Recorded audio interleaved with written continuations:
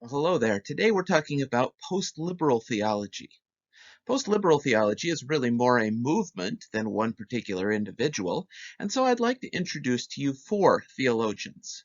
Post-liberal theology is often called the Yale School of Theology because all of these four, who are probably the primary post-liberal theologians, at least the founding fathers of the post-liberal theology movement, all came from Yale, either taught at Yale or studied at Yale under those who taught at Yale.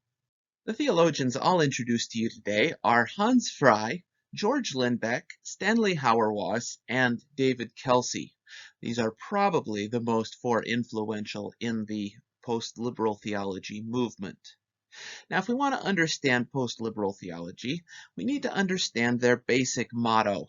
To become religious is like learning a language. It's like being immersed in a culture. It's like becoming a part of a culture. It takes time. We have to learn how to use the apparatus. Being religious is not simply accepting certain propositions as true, but rather learning how to use those propositions. Post-liberal theology officially became a movement in 1984 with George Lindbeck's book, The Nature of Doctrine. Now, Lindbeck in this book is trying to distance himself from two popular methods of theology, the two traditional methods that have been going through modernity up until this time, and he's trying to seek a third alternative. Lindbeck is an accomplished ecumenist. He was at the Vatican II conference. He's a Lutheran. He's working at Yale, and he's working in ecumenical dialogue. Many of his early books are about ecumenical dialogue with Catholics and Protestants. And so he's interested in the way theology works, and so Lindbeck says there are basically two ways of doing theology that characterize the modern world. The first of these is called cognitive propositionalists. Now, this is the way that traditionally theology has worked, and the emphasis here is in saying that doctrines are informative propositions. Propositional truth is what matters to the cognitive propositionalists. We might think of Charles Hodge as being a chief example here. The Bible is a storehouse of facts, and we go to the Bible to find doctrine. Religion, then, for someone like Hodge, develops like philosophy or science develops. Hodge is very clear about this. Christian truth develops the same way that science develops. We go out, we look for the evidence, we formulate it into propositional truth, and that's the way that religion develops. In that case, if a doctrine is true, it will always be true. And if it's false, it will always be false. Let's take, for example, the issue of the Eucharist, or communion, or Lord's Supper, depending on which religious tradition one is in. If one says transubstantiation is true, then a memorial presence that denies transubstantiation must be false. If one says that simple memorial is the way that things work in communion, then obviously transubstantiation must be false. And the memorial view must be true. One is true, the other is false. That's the way propositional theology usually works. Let's contrast that with the experiential expressivists. Now, this is traditional, the way that liberalism has developed in the modern era. We could use Schleiermacher as our key example. Doctrines, remember for Schleiermacher, are symbols of inner feelings. So religions develop as a reflection on attitudes and feelings. We have a deep sense of God consciousness within ourselves. And then doctrines develop out of that to give cognitive expression to that inner feeling that we all have. In different religions, different cultural expressions will come out. So doctrines can change at any time in order to describe the experience better. This is what Schleiermacher was all about. We could change our doctrines because what we're really trying to get at is that original experience of God consciousness. And so he's just fine changing traditional theological language if it helps us to recover for the modern era our inner sense of God consciousness that all of us have. In our discussion of communion, then, Schleiermacher would be very free to change our understanding of it so long as it gets back to God consciousness. What's going on in the communion celebration, after all, is a deep experience of God consciousness. It's the place in which we feel the presence of God near to us. And so we express that in our doctrinal language, and we might choose to change that doctrinal language to get at the feeling better. Now, Lindbeck is working with theologians who are not satisfied with either model.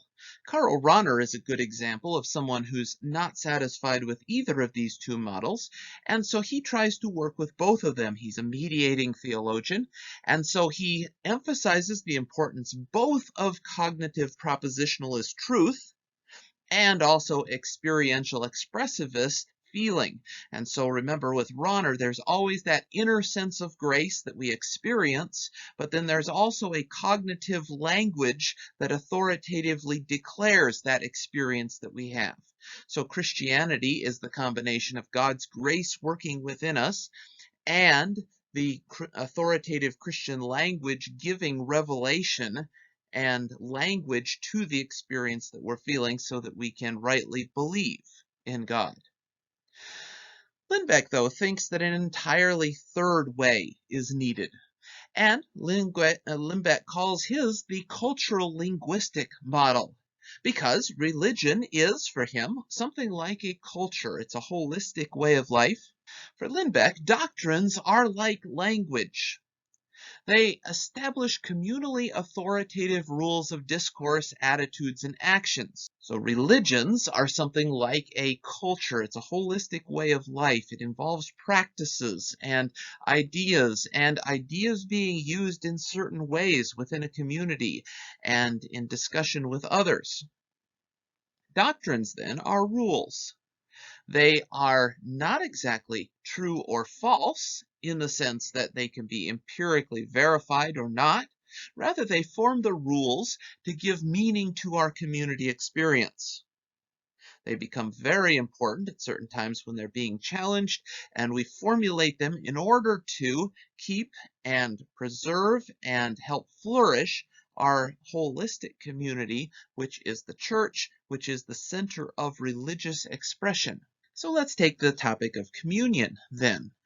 For Lindbeck, transubstantiation or the memorial view are neither true nor false in themselves. Rather, what they show a communal expression of how faith works. So Catholics have one communal expression of how faith works in which they see the center of their faith as the risen Christ present in these elements. And Protestants have a different way of understanding the way that their faith works, in which the Word is the primary place in which Christ is heard, and communion is a primary means by which we remember Him. The grammar, then, is not exactly true or false, but rather it's the way that it constructs the community. So now that we've seen what post-liberals are trying to do, that they're trying to set a third way for theology, a third kind of theological method in opposition and contrast to the other two that are most normative in theology, let's go back and see again this motto that they're trying to claim. So to become religious involves becoming skilled in a language. Being a religious person is like learning a language. We have to learn the concepts, but we also have to learn how to use them. Skill in use is what makes one fluent in a language. Same thing with religion. There are symbols and signs, and we take up propositions as truth, but we learn how to use them, and that's where they become real. The symbol system of a given religion, then, is the data from which we learn our experience in life. To become a Christian involves learning the story of Israel and of Jesus well enough to interpret and experience oneself and one's world in its terms. So we read the Bible as a holistic story. It is our story. I put myself in that story and understand myself by means of that story. A religion is above all an external word. This is important. It's not an inner feeling. It's an external word. It comes to me and gives me my sense of understanding. Frankly, Lindbeck says we couldn't understand anything unless language is given to us so we have terms to describe it. That's what he thinks is wrong with the experiential expressivists, the liberals.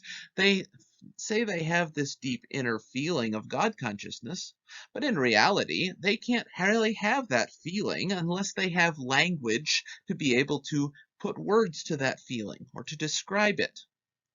And so therefore, religion comes from outside. It's language of Scripture given to us that gives us our experience. So religion is above all an external word. It molds and shapes the self and its world rather than an expression or thematization of a pre-existing self or preconceptual experience. Religion has to come from outside us. It can't be an experience within us. And it comes from the story of the Bible as I place myself in it and become skilled in using that language to describe myself within the sphere of the Christian community, which is called church. Now, this allows the post-liberals to make some big claims, and it's those claims for theology that I want to explore here.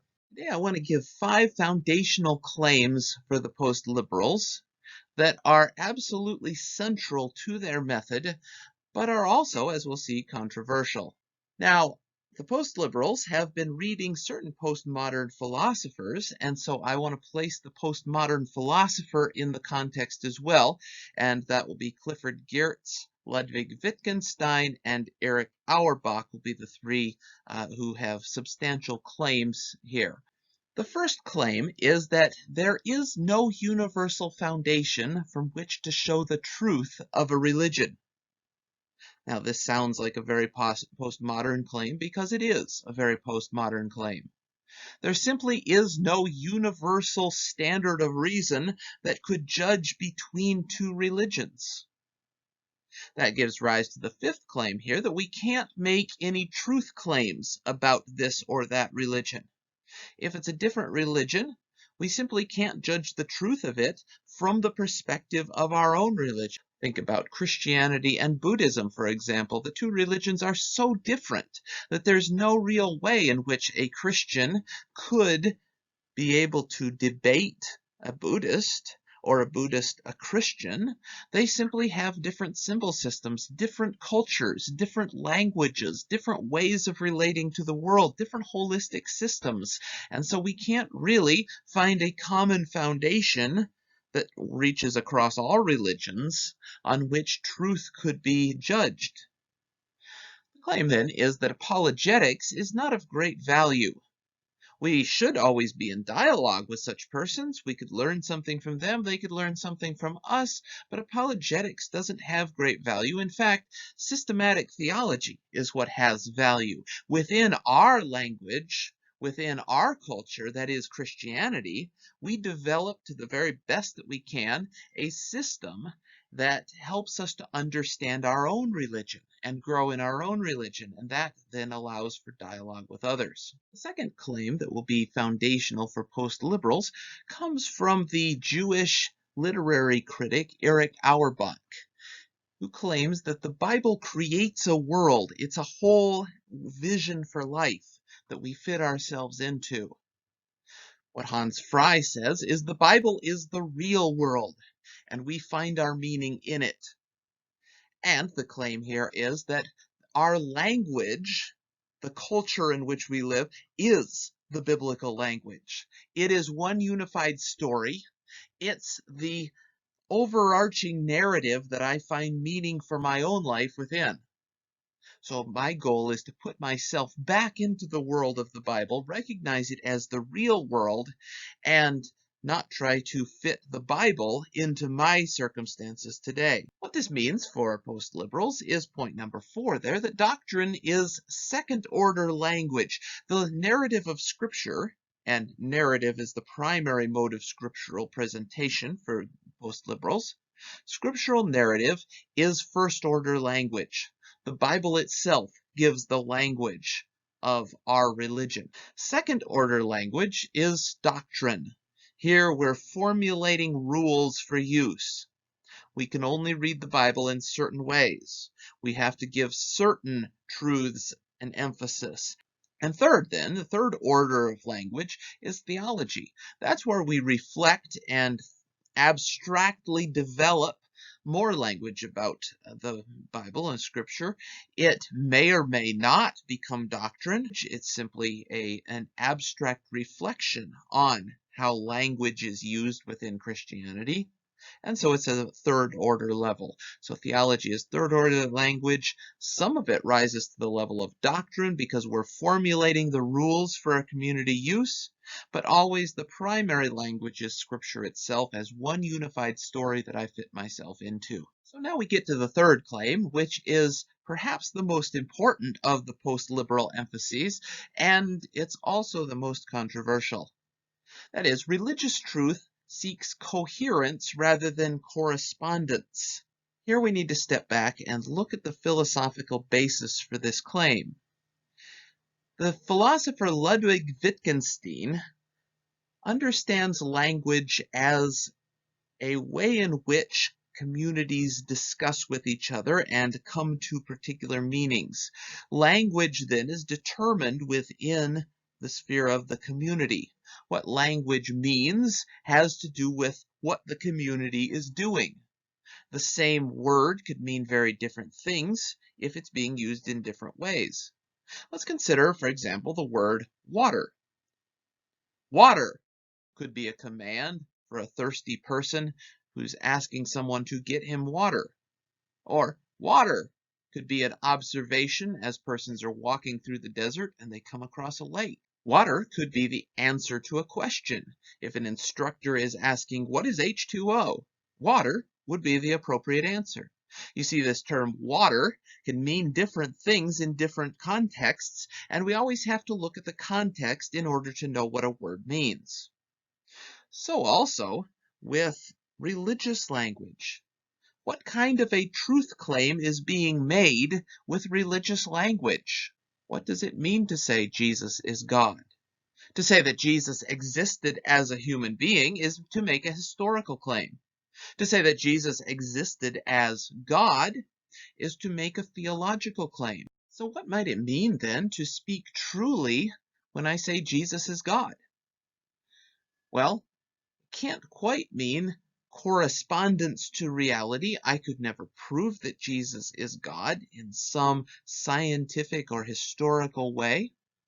Rather, what it means for Lindbeck is a claim of coherence. That is, Jesus is God is spoken truly when I'm living my life as if I'm taking Jesus seriously, as if I truly believe that he is God. And so it's the correspondence of my life to the truth claim that I make that is a truly spoken claim for Lindbeck. Let's consider this statement by him. Utterances are intrasystematically true when they cohere with the total relevant context, which, in the case of religion, when viewed in cultural-linguistic terms, is not only other utterances, but also the correlative forms of life. That is, my actions. Thus, for a Christian, God is three in one, or Christ is Lord, are true only as parts of a total pattern of speaking, thinking, feeling, and acting. They are false when their use in any given instance is inconsistent with the pattern as a whole affirms of God's being and will. So here's the example. The Crusaders' battle cry, Christ is Lord, is false when used to authorize cleaving the skull of the infidel. So as the Crusader is killing someone in cold blood, he cannot say Jesus is Lord. That would be a false claim for him to make because he's not acting as if Jesus is Lord. So what Lindbeck is saying is that truth claims in religion have to do with coherence between my life and that claim. The way that I live my life accords with the claim that I'm making. That's what a true claim is in religion. That's different than truth in science. That's different than truth in history, because religion is a different kind of thing than science or history. Now that we've seen the foundational claims of post-liberalism, Let's ask the question, what is post-liberal about post-liberal theology? Well, it in fact is doing something very different from liberal theology. Let's compare the two on several issues. First of all, with the Bible. Remember that for liberals, the goal was to go back to the history, try to find the ostensive reference, the historical referent, and to see what is going on in the history of the text. And then one may work out their doctrine based on that, but always the historical context is what's most important. For post-liberals, the Bible is one unified narrative story, and that unified narrative story is the language that shapes our life. I find my own meaning within it. So I may not even question whether this thing happened or didn't happen. I simply say the meaning is fairly clear. Did the Israelites really capture Jericho? Did Jesus really walk on water? Well, the story says he did, and I believe the story, and I shape my life around the story, whether or not I can go back to the original history and show that it happened or not. That actually is fairly irrelevant for the reading of the Bible as a story. Secondly, the very idea of reason is different. We're here talking about modern and postmodern kinds of theological thinking. So for modernists, there's one kind of reason, and we all have it. It's a universal ability to get the truth. Correspondence kind of truth. For post-liberals, reason only occurs within a culture. So what we seek as truth and what we regard to be truth is dependent on our community. And the very idea of reason is based on the culture that I'm a part of. That has implications then for truth. For modernists, truth is only of one kind. It's correspondence to reality. For post-liberals, truth comes in several different kinds based on the kind of thing a community is doing. When we do science, well, we may be looking at correspondence to reality, or we may be looking for helpful models to describe what we're seeing. Same thing when we do history. When we talk about religion, we're talking about truth as coherence. How does my life live into the truth claim that I'm making? That's the way that it becomes true. Finally, then, this has implications for other religions. Because remember, for liberals, everyone else must have the same kind of experience deep down inside. And therefore, wherever in the world these religions are, they build cultural expressions around the inner experience that they feel. With post-liberals, it's very different. They would claim that we have no ability to judge or make truth claims about these other religions, because the other religion is its own thing. It's its own language game. It's its own system. And I simply can't have an access point to judge truth of another religion when I'm speaking from my own. So in a number of ways, then, post-liberals are quite different from liberals and from the propositionalists. What then has come from post-liberal theology as a movement? Let me give three things that I think are benefits, and they may be things that those outside of appreciation from post-liberalism would say are actually detrimental and are controversial. The first thing is a renewed focus on reading the Bible as a unified story. It's stepping back from the historical critical method or the grammatical historical method and saying the real important thing about the Bible is that it's one unified story. And we read it in that light. We read it to shape us. Narrative is the most important genre because it builds that one story, and we find our own existence within the narrative of Scripture. Second, post-liberal theologians have given a renewed focus on the church as the center for Christianity. That is, if Christian religion is its own language game, it's its own system like a culture, then that culture takes place in the church. And so the church is the center of the Christian faith. The church is the place in which God's activity is working in the world, and the place in which we go to learn how to be Christians and to become Christians in relation to other Christians as we learn this language in the culture with others. Finally, post-liberal theology has given us a genuinely postmodern approach to Christianity. Their understanding of truth, their understanding of reason, their understanding of narratives is genuinely postmodern. It's developed by postmodern philosophers. It's worked through these postmodern theologians, and the outcome is something that is usable within postmodern society, where persons are very skeptical of universal reason and universal narratives and universal kinds of truth claims. Post-liberal theology can provide a very helpful, I think, apologetic and explanation of the Christian faith within a postmodern context.